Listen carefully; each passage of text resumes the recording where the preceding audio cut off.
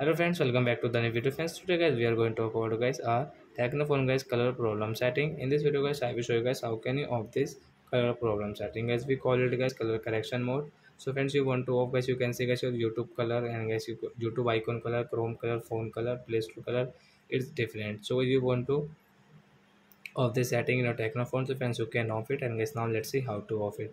So when first of all open your phone setting to off this color correction, then guys scroll it. You can see this type of setting guys. You can see special function, friends, tap here, and guys accessibility setting, friends, tap here. Then guys you can scroll it, and guys you can see color correction, friends, tap here.